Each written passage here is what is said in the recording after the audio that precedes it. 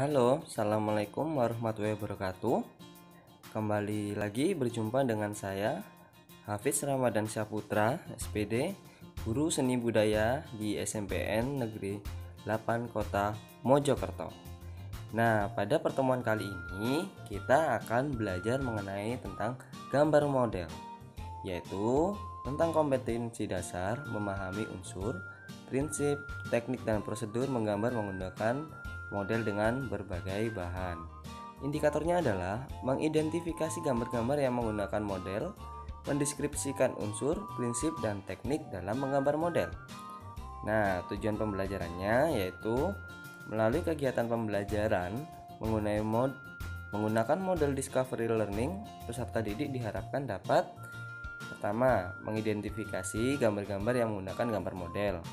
Kedua, mendeskripsikan unsur, prinsip, dan teknik dalam menggambar model. Yang ketiga, menggambar model dengan memperhatikan unsur, prinsip, teknik, dan media.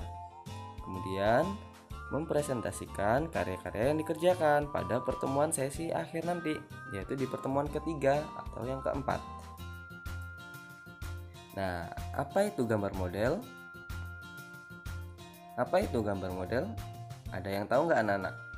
Nah, coba dipikirkan dulu. Ayo, kira-kira apa sih gambar model itu? Apakah ini? Sepertinya gimana menurut kalian? Ini termasuk gambar model? Atau ini? Wow, pasti ini. Ada yang tahu nggak ini? Artis Korea ya. Apakah ini juga model juga? Pastinya model. Tapi apakah ini gambar model? Atau ini? Nah, jajaran para catwalk ya, model. Bukan. Atau ini. Nah, ini adalah susunan beberapa buah atau alam benda ya yang sudah kita pelajari di materi kelas 1 lalu. Apakah ini anak yang memakai semangka? Ini juga termasuk model loh anak-anak. Jadi kita kalau menggambar model bisa juga kita kreatif, yaitu membuat gambar-gambar yang sekiranya unik dan lucu. Sudah tahu belum? Ada yang tahu? Silakan dipikirkan dulu. Nah, kita akan membahas mengenai gambar model. Aha, ada yang tahu ya? Nah, benar. Gambar model. Nah, coba kalian perhatikan contoh gambar di sini. Nah, ini orangnya sedang ngapain? Bapak-bapak ini. Dia sedang mengamati patung. Nah, ini patung juga termasuk benda atau alam benda yang dijadikan sebagai contoh ya. Dia memperhatikan dulu gambar-gambarnya ini, kemudian nanti dia akan memikirkan apa yang akan dia gambar dulu, apakah mulai kepala atau anatominya, semuanya. Jadi keseluruhan ini mulai dari atas patung, mulai sampai bufetnya atau pusteknya. Oke. Kegiatan menggambar dengan menentukan objek pada gambar berupa objek 3 dimensi yang digambar atau direkam di atas bidang 2 dimensi dengan ketentuan, kemiripan atau ketepatan bentuk dan warna.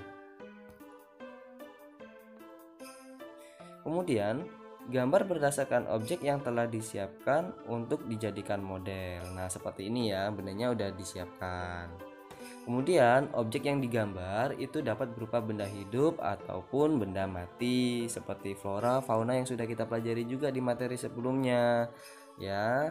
Kemudian apakah gambar model itu sulit?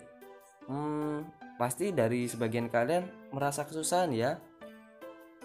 Coba diperhatikan ini. Nah, ini sedang menggambar apa atau mereka sedang apa ya? Ini adalah kuda atau fauna. Ini adalah sekelompok para pelajar atau para seniman yang sedang melakukan kegiatan menggambar model. Menggambar model merupakan salah satu teknik yang sering dilakukan oleh seorang perupa. Kemudian menggambar model tidak sesulit yang dibayangkan. Hanya harus mempunyai ketelitian, ketekunan, dan sering latihan agar hasil yang dicapai sesuai dengan objek yang diinginkan. Jadi, jika kalian ingin menggambar atau menghasilkan gambar yang bagus, kalian harus sering-sering latihan. Jadi tidak mungkin kalian baru mencoba terus pengen, wah gambar saya pak jelek pak, nggak bisa gambar. Nah, saya juga dulu seperti itu. Saya dulu nggak bisa gambar, tapi sering latihan akhirnya saya bisa. Oke, ini kegiatan juga seorang karikaturis. Nah, dia suka menggambar objek-objek manusia, dilakukan lebih-lebihan sebagai suatu sindiran atau sebagai suatu guyonan atau bercanda. Nah, bisa dibaca ini ya. Dalam menggambar model benda hidup seperti manusia, hewan dan tumbuhan memiliki tingkat kesulitan yang lebih tinggi dalam menggambar.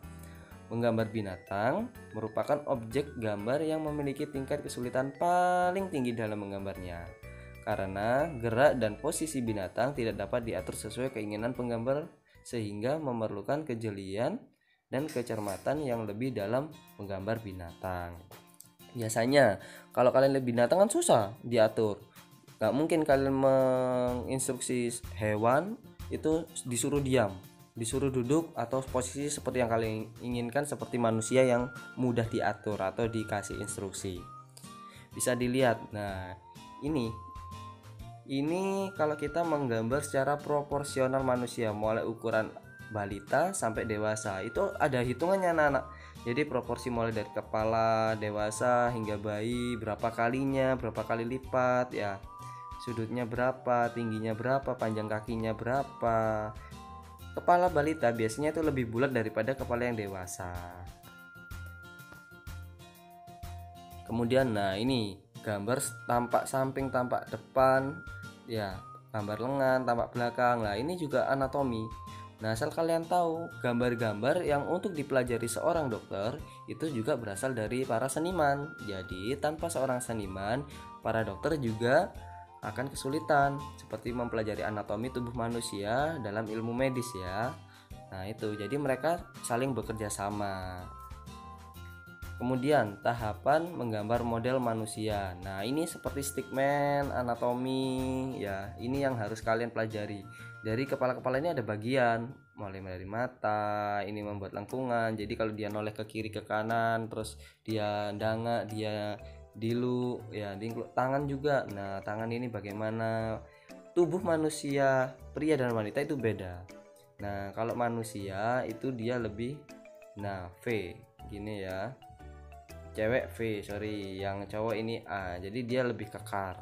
Jadi bentuk anatomi manusia cowok dan cewek itu berbeda. Hewan yang mudah digambar. Nah, ini menurut kalian hewan yang mudah digambar? Coba silakan di pause videonya, silakan mikir. Ayo. Kira-kira yang menurut kalian hewan tadi kan susah ya. Kalau yang mudah gimana? Ada nggak? Udah nyerah? Gambar hewan yang kira-kiranya mudah digambar. Cacing? Bukan, iya cacing lebih mudah.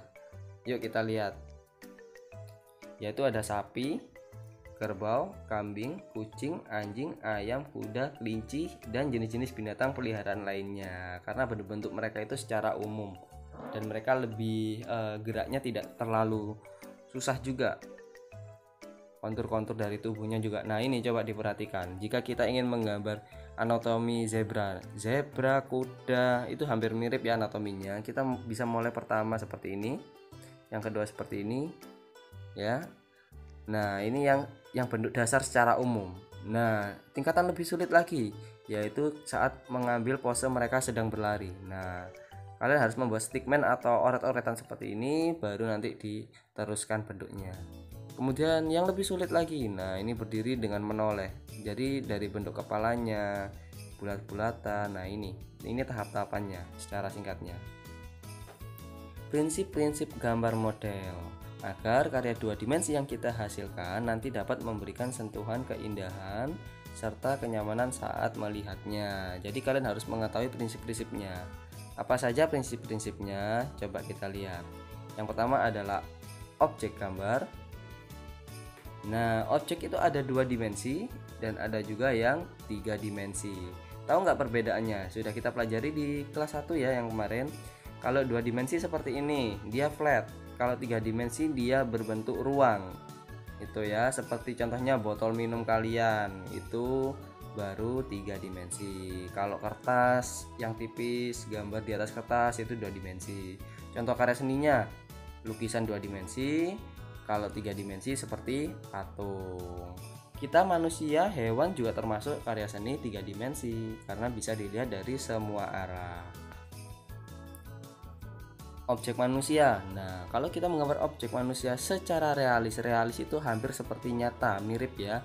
Seperti ini menggunakan teknik kering yang kemarin ya, yaitu dengan pensil teknik arsiran. Nah, ini kalau dibentuk manusia dan kerangkanya seperti ini. Nah, ini ada seperti garis-garis kecil. Nah, ini kontur namanya ya, garis-garis kecil tipis sekali nih yang kalian perhatikan. Nah, ini membentuk lakukan wajah jika dijadikan objek manusia seperti ini full. Proporsi. Nah, ini unsur yang berikutnya. Prinsip-prinsipnya yaitu proporsi adalah perbandingan ukuran dan objek antara bagian satu dengan bagian yang lain secara ideal dan harmonis. Menggambar dengan proporsi yang tepat akan menghasilkan hasil yang ideal dan enak dipandang. Nah, seperti ini. Kalau ideal seperti ini, jadi dari sepertiganya mata dan dahi, terus sepertiganya antara ini pelipis alis dengan bagian bawah hidung, sama antara hidung sama dagu. Nah, ini proporsinya harus pas ini tingginya. Nah, ini juga tinggi-tinggi cewek ya, gestur dari wanita. Nah, kalau nggak proporsi seperti apa Pak? Nggak proporsi contohnya seperti karikatur, itu melebihkan ada yang kepalanya lebih besar daripada badannya atau dan sebagainya gitu ya, seperti kartun-kartun. Kemudian adalah komposisi. Nah, komposisi susunan unsur-unsur yang memberi kesan padu sehingga karya terasa utuh, jelas dan memikat. Kemudian ada keselarasan paduan unsur berdampingan, disebut harmoni keselarasan ya. Kemudian pertentangan paduan unsur disebut kontras. Jadi antara seperti kuning dan merah harus kontras. Kayak kalau misalkan biru gelap sama biru mentah, dia masih satu tone, masih satu warna. Nah, komposisi ini ada kesatuan, ada keseimbangan atau balance, ada irama, kemudian ada fokus dan perhatian. Ayo kita lanjutkan. Komposisi yang berikutnya. Nah, ini bisa kalian perhatikan ini antara gambar yang kanan dan antara gambar yang kiri. Kesatuan atau unity antar unsur tidak terpisah atau berdiri sendiri. Jadi ada dua. Ini tidak memiliki kesatuan. Kira-kira kenapa? Coba kira-kira kenapa? Kenapa kok bisa dikatakan tidak memiliki kesatuan? Ini loh bersatu. Loh, kalau yang ini memiliki kesatuan, orangnya satu. Nah, jawabannya adalah karena ini tidak memiliki kesatuan karena ada satu objek yang terlihat terpisah dan di sini ada jeda. Ya, ada space atau spasi atau ruang. Nah, seperti ini kan kesatuan, dia satu menyatu dengan yang lain juga. Jadi objeknya juga center di tengah, dilihat juga enak. Nah, ini kalau gambar seperti ini kurang enak menurut saya ya. Nah, berikutnya adalah keseimbangan atau balance, pengaturan unsur agar tidak berat sebelah atau timpang. Coba kalian perhatikan gambar di sini antara gambar kiri dan gambar kanan, gambar hope for future dan dua buah apel di atas ranting. Nah, ini kira-kira ada yang bisa menebakkah mana yang simetri, mana yang asimetri? Kanan atau kiri? Coba yang simetri yang mana? Simetri itu adalah karya atau benda yang penataannya antara kiri dan kanan sama. Kalau asimetri kebalikannya, dia tidak seimbang antara kiri dan kanan. Coba yang mana? Oke. Yang simetri adalah gambar yang ini. Nah, perhatikan antara komposisi kanan, komposisi kiri, atas, bawah, dan objeknya di tengah. Nah, ini seimbang, jadi simetri. Kemudian asimetri. Nah, ini kalau kalian perhatikan, dia seperti berat sebelah, yaitu berat di kanan. Nah, ini tidak seimbang. Di sini masih ada ruang kosong, jadi seperti berat sebelah. Next, irama atau ritme, pengulangan unsur-unsur rupa. Beberapa jenis irama seperti repetitif, yaitu kesan ditimbulkan dari unsur monoton atau sama. Ya, alternatif kesan gerak muncul karena unsur berseling-seling seperti ini. Kalau kalian gerakan, dia seperti bergelombang. Kalau coba kalian gerakan HP kalian, layar HP kalian atau layar laptop kalian, gerakan video ini, lihat video ini, dia seperti bergelombang. Oke. Kemudian ada progresif, yaitu kesan gerak muncul dari pelabuhan besar menjadi kecil, tebal, dan tipis. Nah ini seperti gerak ombak, tiupan angin di layarnya. Nah seperti gambarnya ini sedang gerak seperti itu. Kemudian fokus perhatian atau center of interest. Nah terdapat satu bagian yang lebih menonjol agar tema utama jelas terlihat. Nah ini tema utamanya jelas menonjolnya yang mana. Nah dari gambar ini kan ada center of interestnya, jadi dia akan berpusat di mana. Yang lain ini sedang berdiskusi, yang ini juga sedang berdiskusi, tapi ada satu orang yang sendirian. Ini adalah karya Leonardo da Vinci, judulnya The Last Supper. Kemudian ruang. Nah ruang mengacu pada luas bidang gambar bersifat maya diperoleh melalui kesan penggambaran. Kedalaman ruang disebut dengan perspektif. Coba kalian perhatikan ini. Kelihatan kan kalau ada ruang. Kalau kalian mengarsir juga seperti itu. Harus tahu mana gelap, mana bagian terang, biar kelihatan bervolume. Seperti ini juga. Ini adalah seperti acuan perspektif. Semakin ke sana kelihatan semakin jauh. Jadi kalau kalian menggambar, upayakan kalian berimajinasi, memikirkan, oh kalau gambar yang paling ujung itu semakin besar menyempit atau semakin melebar atau semakin membesar. Nah seperti ini harus kalian pertimbangkan. Garis, nah ini garis titik lenyap perspektif ya, satu titik lenyap. Nah dia berpusat di sini, semakin kecil. Oke lanjut, yaitu tentang efek gelap dan terang. Gelap terang yang seperti saya jelaskan. Mana bagian posisi belakang paling pekat, ini adalah bagian gelap. Posisi depan paling terang. Seperti ini kenapa? Seperti ini kenapa? Kenapa kok di sini terang, kenapa di sini gelap? Nah, nanti ada soal ujian seperti ini loh ya. Kenapa penyebabnya? Kalian harus bisa membayangkan. Oke. Jadi, ibarat di sini adalah matahari atau lampu ya. Jadi cahaya pasti akan muncul dari sini. Nah, arah yang lainnya pasti akan lebih gelap apa terang? Lebih gelap. Bila diperhatikan, arsiran yang paling pekat terasa berada pada posisi paling belakang atau ujung, sedangkan arsiran tipis atau terang berada pada posisi paling depan. Nah, hal ini berfungsi untuk menggambarkan benda menjadi kesan 3 dimensi, kesan ruang atau kedalaman, dan memberi perbedaan kontras. Perbedaan kontras seperti ini ya. Jadi kalau di instruksi tolong gambarnya itu dikontraskan lagi, kurang kontras, jadi kurang kelihatan kedalaman dan dimensinya. Layout, yaitu letak objek gambar dengan keseluruhan bidang gambar. Prinsip layout diperlukan dalam menentukan tata letak atau posisi objek gambar. Di sini Pak Rama mengambil satu gambar. Tapi coba kalian perhatikan, kira-kira enakan yang mana? Dan gambar ini harusnya yang mana yang benar, yang enak? Mana juga yang potret dan yang landscape? Ini potret atau landscape? Yang kiri bawah atau yang kanan atas ini? Yang landscape. Yang landscape yang mana? Yang kanan atau yang kiri? Oke, apa sih landscape dan potret itu, Pak? Nah, landscape itu coba ya. Nah, yang landscape seperti ini. Dia berarah dari kiri atau ke kanan atau posisi tidur. Jadi ingat, kalau kalian merekam sesuatu apapun itu usahakan landscape atau menggambar. Kalau objeknya terlihat enak digambar landscape ya landscape, kalau potret ya potret seperti ini. Ya, potret seperti ini dari bawah ke atas atau atas ke bawah. Ini namanya potret istilahnya ya. Perhatikan saja, contoh kecilnya adalah saat kalian melihat film atau televisi. Televisi itu bentuknya potret atau landscape? Pastinya landscape. Jadi kalau kalian membuat video apapun usahakan landscape. Contohnya kalau TikTok kebanyakan itu potret. Kalau kalian era-era anak zaman milenial sekarang itu video rata-rata potret. Terus akhirnya ditampilkan di TV, dia tampilannya potret tapi di kanan kirinya itu seperti diberi hiasan di TV-nya. Jadi kurang estetik, kurang indah.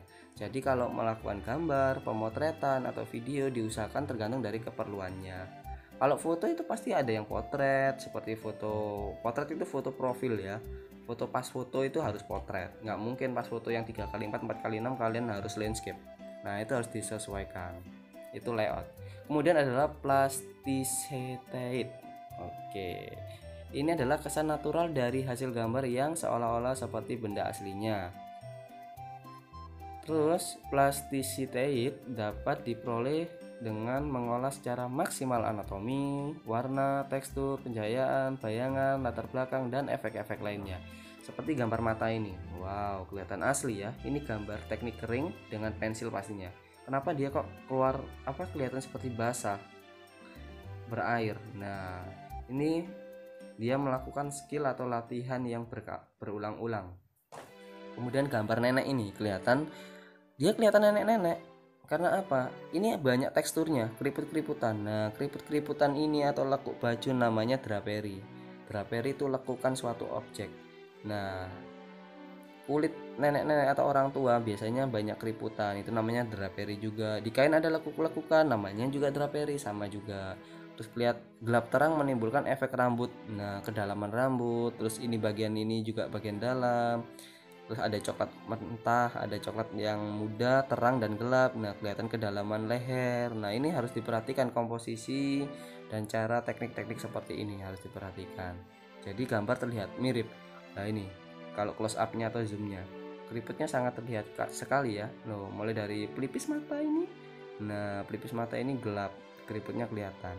Jadi seperti ini anak-anak. Ini juga menggunakan teknik Dussel yang teknik kering. Jadi seperti soft atau halus arsirannya. Oke, tahap terakhir yaitu coba perhatikan berapa gambar ini, ada 6 ya. Perhatikan gambar ini. Gambar pertama, kedua, ketiga, keempat, kelima, dan keenam. Setelah kamu mengamati beberapa hasil gambar atau lukisan yang dihasilkan dengan cara menggambar atau melukis dengan menggunakan model, tuliskan hasil pengamatan pada kolom yang telah disediakan seperti ini. Nah, tabel seperti ini ada dua cara untuk mengerjakan tugasnya nanti. Pertama, kalian bisa menggambar sendiri di kertas atau di buku tulis, yang buku tulis halus boleh, atau kertas HVS polos yang buat fotokopi itu juga boleh. Nanti kalian tulis di sini tekniknya apa kira-kira gambar satu ini. Akuarel kah, teknik kering basah kah, seperti apa, plakat kan sudah kalian pelajari ya di semester 1. Terus gambar 2, 3, 4 ini menggunakan teknik apa juga. Terus jenis modelnya apa, entah itu flora, fauna, benda atau apa, kalian jelaskan dengan bahasa kalian sendiri. Cara yang kedua adalah kalian bisa mengerjakan sendiri, membuat tabel di Microsoft Word. Pakai laptop bisa, pakai HP bisa. Oke. Berikutnya, perhatikan gambar berikut. Ada 3. Coba ya, 1, gambar 2, gambar 3. Oke. Ini ada di buku paket kalian juga. Nah, coba diperhatikan. Setelah kalian perhatikan, kalian bisa memouse video ini atau lanjut ya untuk lebih jelasnya. Nah, kemudian adalah buatlah tabel di kertas. Nah, tabelnya seperti ini ya. Tidak perlu digambar, tidak perlu. Ini dikosongi, langsung ditulis objek gambar model atau alam benda. Ini objeknya ya. Alam benda itu seperti ini, benda yang tidak hidup. Wah, itu termasuk tumbuhan, Pak. Iya, termasuk tumbuhan, benda hidup, tetapi kan ini kan hasilnya, buahnya. Berarti beda ya. Nah, di sini silakan kalian identifikasi. Ya, amati gambar-gambar ini, coba pecahkan, dan kalian pecahkan juga, kalian petakan struktur bentuknya seperti apa, pencahayaannya bagaimana, seperti yang kalian pelajari tadi, karakter bahannya seperti apa, entah lunak, keras, lembut, licin atau bagaimana, struktur bentuknya juga bagaimana, kotak, diagonal, bulat dan lain-lainnya, pencahayaannya dari mana, dari kiri ke kanan atau kanan ke kiri, kontrasnya bagaimana, bisa kalian ceritakan. Sama tugas pertama, jadi ada 2 tugas ya, yang sebelumnya sama yang ini. Untuk tugasnya nanti bisa kalian kirimkan melalui Google Classroom. Nah, nanti kalian bisa, tutorialnya nanti juga akan saya share ya. Tutorialnya akan saya share juga di Classroom kita, di kelas seni budaya. Nanti kalian perhatikan di situ, dan di grup WA juga saya share untuk tutorial cara mengirim tugasnya. Jangan lupa absensi diisi ya. Selamat mengerjakan. Oke, thank you. Terima kasih sudah memperhatikan materi hari ini. Sampai jumpa di materi berikutnya, yaitu mengenai teknik dan alat dan bahan dan contoh-contohnya. Kalian pelajari itu di buku kalian. Sampai jumpa minggu depan. Oke, assalamualaikum warahmatullahi wabarakatuh.